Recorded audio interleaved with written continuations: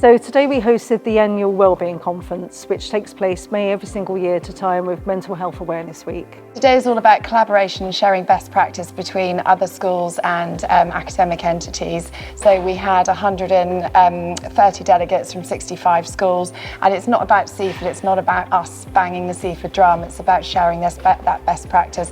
So the collaboration and the networking between schools in order to further support the students that we support pastorally every day of the week. There was a lot of messages today. One of the main ones was wellbeing needs to be at the centre of everything, and really trying to be curious about what's going on for the students, what's happening for them.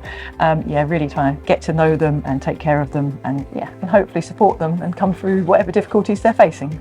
Today we were talking about helping children and young people to manage worry, stress and anxiety, because we know that for lots of different reasons lots of them are struggling, but actually if we can give them information and we can build that awareness, which then builds confidence and competence, and hopefully gives them tools that they can go out with and that they'll be able to use for the rest of their lives.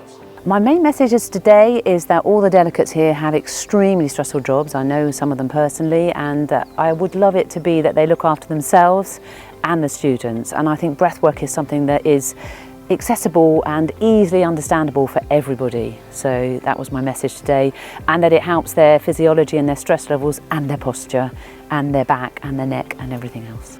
So for me, the main message and the important bit to get across was for all members of staff and all professionals to think about how trauma could potentially be the underlying cause of a young person's behaviour, and to consider that there may be more to something rather than just an incident where something's happened in school. It could be a historic incident. It's remembering that sanctions, whilst is a firm boundary, it's not the only way to manage something, and for some students sanctioning may not work, and you may have to tailor your behaviour policy or your sanctions policy to get it right for the right student. And hopefully make the changes eventually through the relationship and through getting to know them rather than punishments or sanctions. I absolutely love the fact that Seaford are doing this for a 4th year running.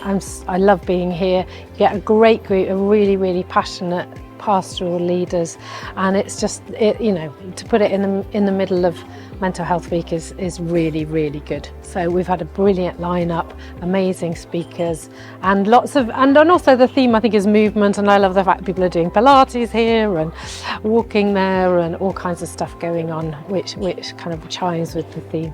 Particularly for me, peer mentors, that really stood out to me today. The opportunity that our pupils have to shape pastoral care in our school and in their schools has just been wonderful to see.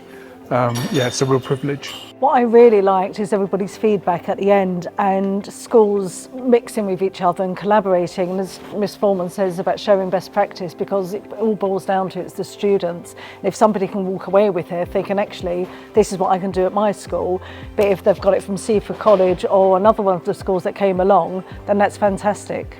I think also for us feedback, we did these wellbeing carousels where they rotated 3 times the delegates from the conference, and I think historically we've said, can we fit this into a day?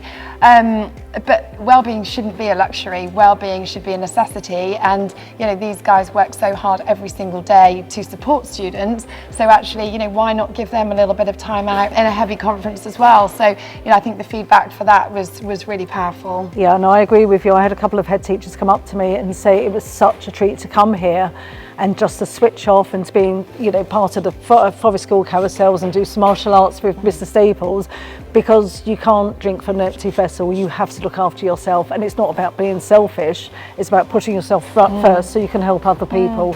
We're really pleased with how it went, and I think all of the delegates that came today, they approached the conference with absolute gusto, which we can't thank them enough for.